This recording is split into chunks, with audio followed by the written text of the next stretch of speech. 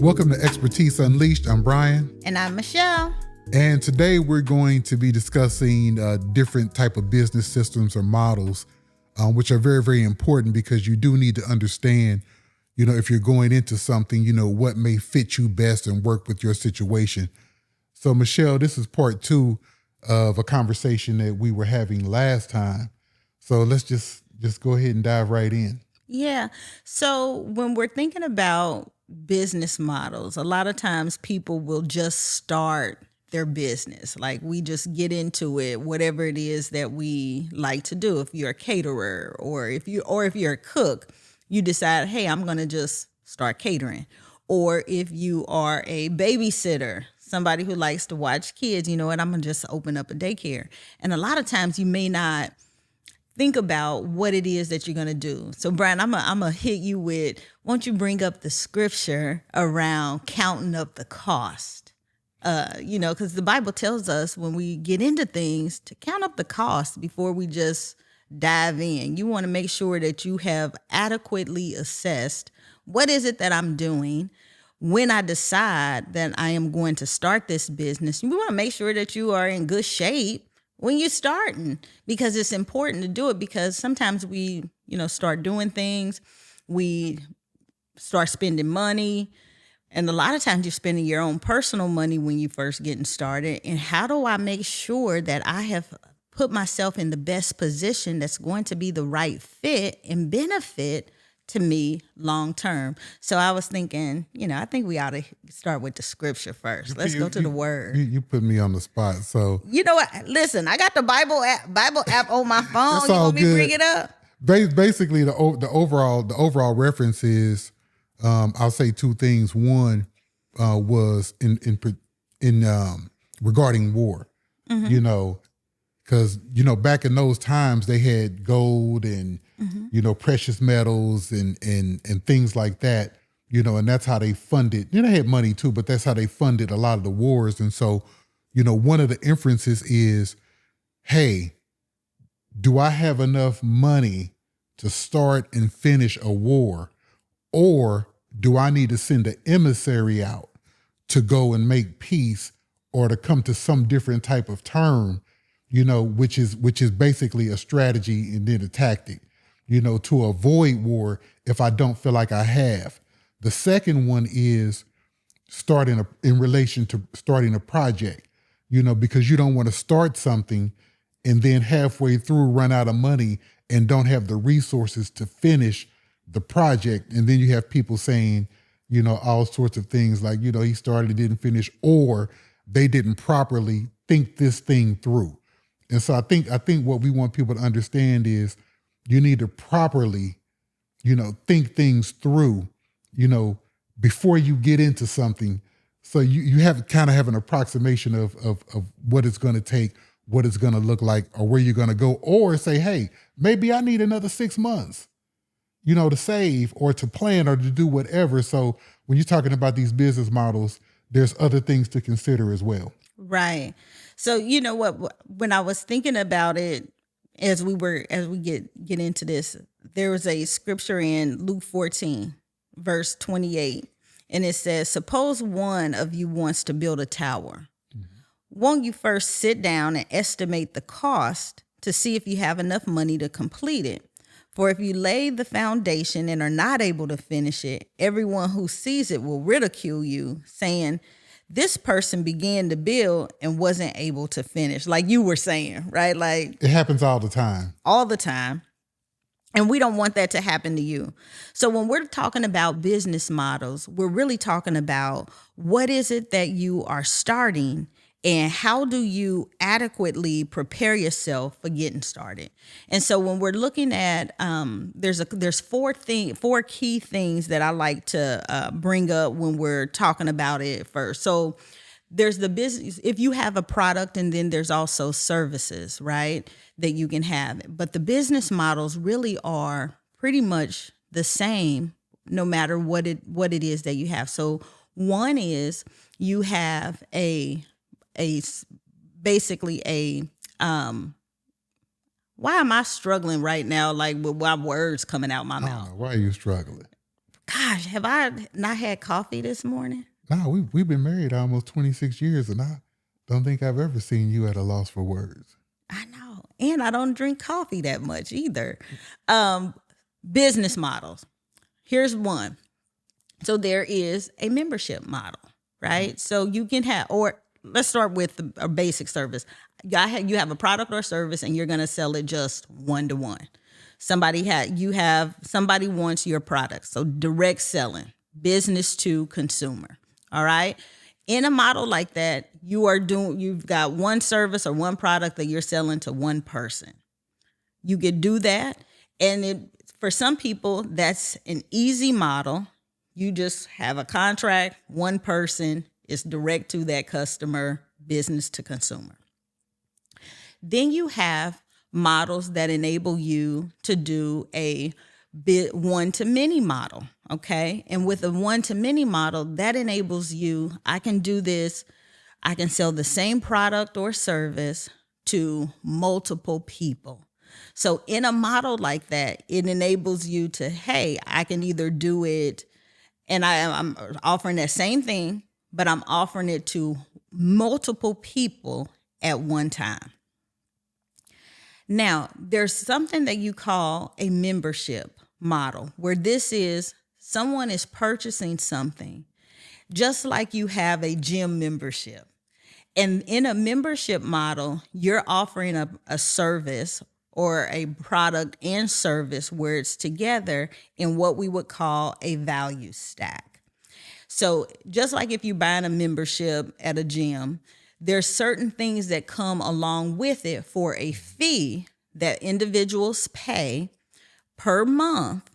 And they have a stacked value set of items that are included in that membership, that whether or not they take advantage of it is still offered to them to take advantage of each month. So let's break that down a little bit. So we have a membership model where in the membership there is there's a vault of resources that you have access to. And at the gym, you got all of the equipment is there for you to be able to go any day of the week during a certain set of hours. You can work out.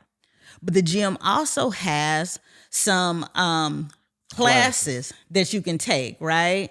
The gym might also have some equipment and stuff that you can buy, t-shirts and stuff that you can purchase. They might also have some supplements and things. And those are things that might be add-ons because they might not be included in the membership, but because you are a member, you have access to those additional add-ons. So those are things that are considered part of a membership type of a business model. And you'll see those also available in with coaching programs and things like that. Like those are part of membership models. Like those are available where there is additional things that are added into that model. You will also hear those in what they call like subscription models. Like if you are a subscriber, we're subscribers to Netflix, Spotify, Netflix and things like that. So then you also have like a business model that may be what they call like you're seeing this also with some of the newsletter programs and things like that, where people they're part of, if you're a part of this newsletter or community, you get access to all of these things. You're on the list, and because you are on the list, you have access to all of these types of things. And then there's also these are also some things called communities. Like, are you familiar with like being a part of like a Patreon community and things like that? These are all different types of membership and subscriptions. People pay for them by the month. It gives them access to resources that are available all the time, whether you access them or not. And then also access to additional benefits that are available that people can buy or buy as value adds into that business model. Now, there's another business. Now, here's one of the things that you want to, when you are deciding the type of business model that you have, whether it's one to many, whether it's a membership, whether it is some type of a subscription that people pay into to have access to you or your products or your services, you get to decide, or if it's direct to consumer, if it's a one to many model, you get to decide what that is. Now, a lot of times you can sometimes overextend yourself. And what do you say? What do you mean, Michelle? Well, how am I overextending myself? How could I do that? Sometimes you might do that if you put too much on yourself than you can handle. Oftentimes, people can do that. Brian, you got any examples you want to share? Yeah, I was going to say you have to be careful, because there's, the way over the last, I'm going to say, it's 2025. So I'm saying over the last 25 years, the way that we consume information from previous generations has drastically changed.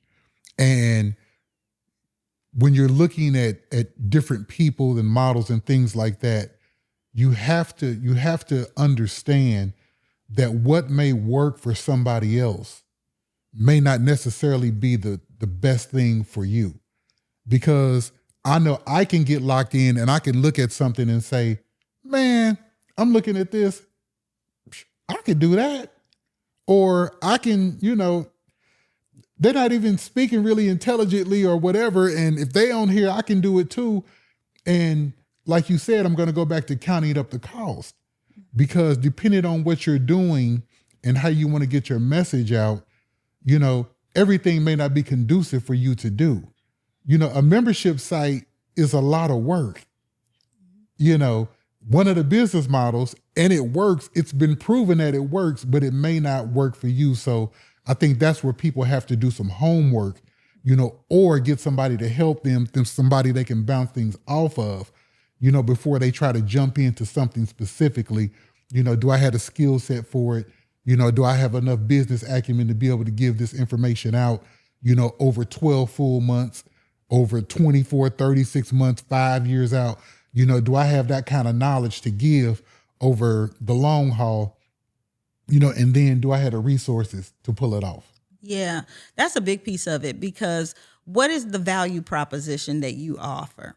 There was a time when you're looking at, when I say value proposition, what is it about you? What do you have? When we talk about leveraging your education, your experience, your expertise to be able to share that value with somebody, you want to make sure that what you are giving, people see it as value.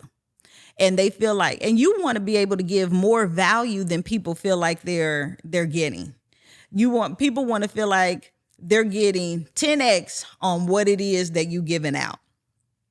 For example, if we are sharing in free information, what people pay for is way more than what the free information is that's being given out. Because if what we're giving out in free content is valuable and usable, and we've given it out free, then any paid content that is given out is going to be 10x more valuable than that. So at a time, there was what they called the influencer.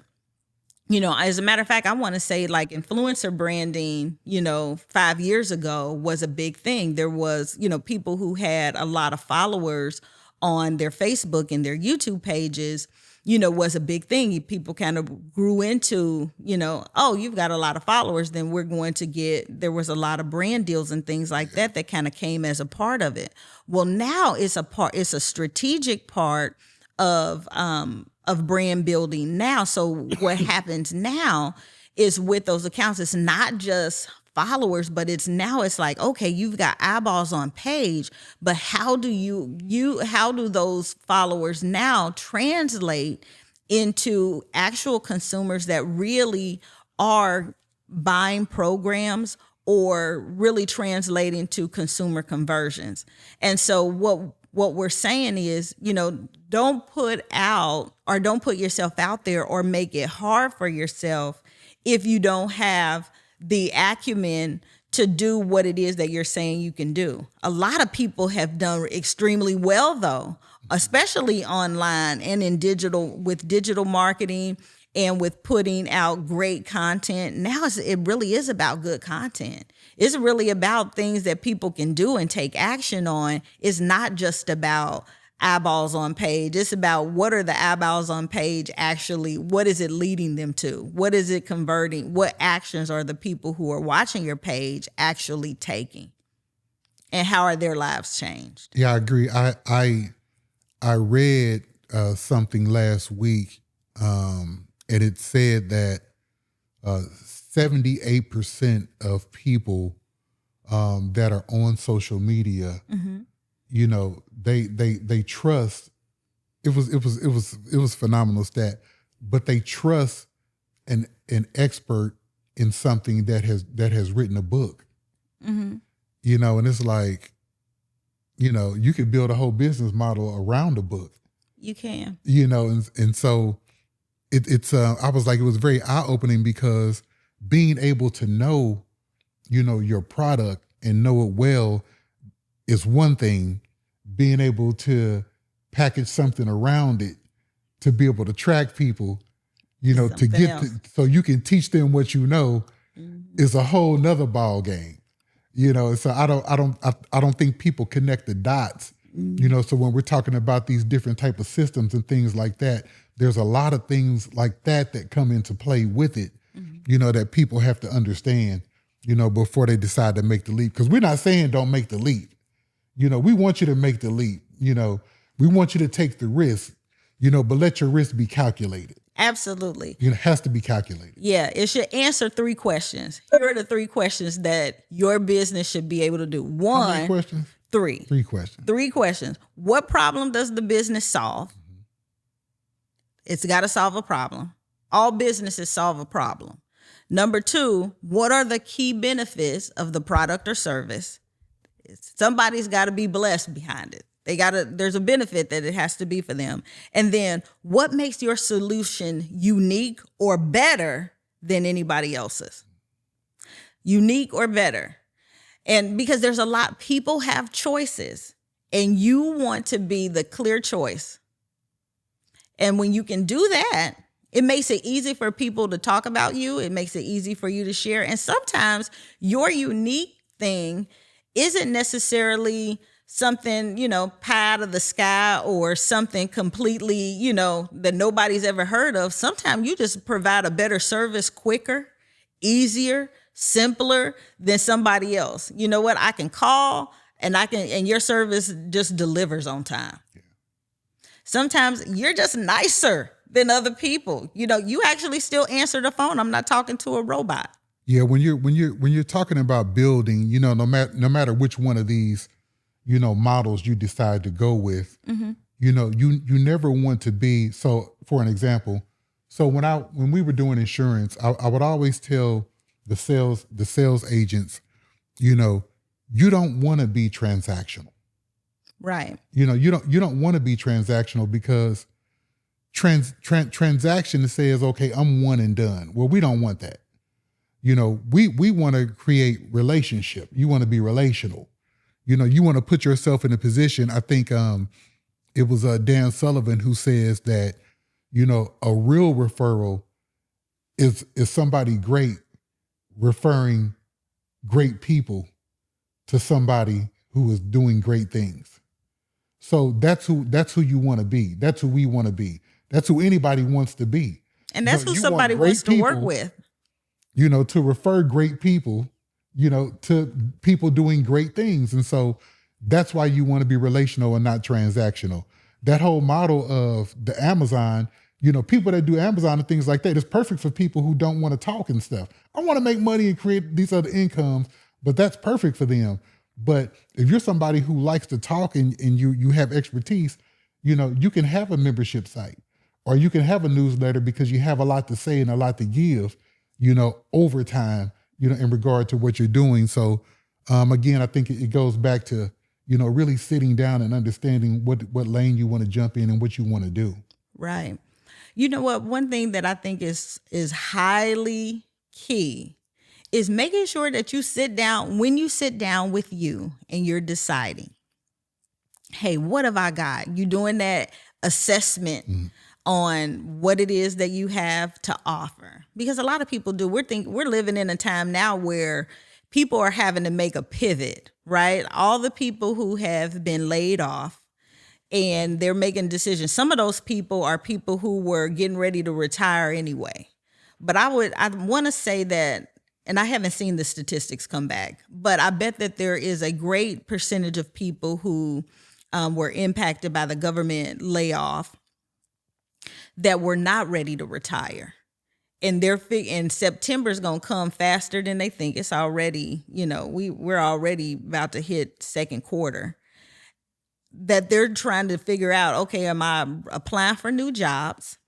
Or or is this a time where I can create something of my own? And they can create, there's a lot of people that can just go ahead and create something of their own. This is a good time to think about that. Mm-hmm. So while you're thinking about what it is that you've been doing, I would tell you to consider take an assessment of your skills, your talents, your expertise, what you were doing for the government. You could coach, you could consult, you can serve in the same capacity that you may have been doing in the government or whatever agency you were working in. But sit down with yourself and count up the costs and decide, how can I leverage that experience and use it to solve problems for other people on my own? Yeah. Who is it that I can help? What service can I provide? How can I get into some problem solving and do that and create a business around it? And if you need help, reach out. So this has been our episode for today, you guys. I know me and Brian, sometimes we get into some stuff and we get locked in, but listen, if you like this episode, if you've got comments, share them with us. We'd love to hear back from you. I get excited and fired up about this kind of stuff because I think it's important, especially when you're starting to think about, and we hope that we are just inspiring you to think about how you can begin to rethink business and doing business on your own. So I hope you like the episode. Give us some feedback.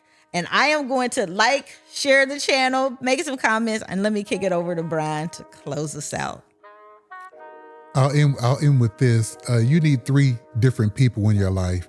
Everybody needs a confidant, a coach, and a counselor. And you can look up the definitions for those. But as always, some people are meant to create a small business. Some people are meant to create a large business. And some people are meant to create empires. Which one are you?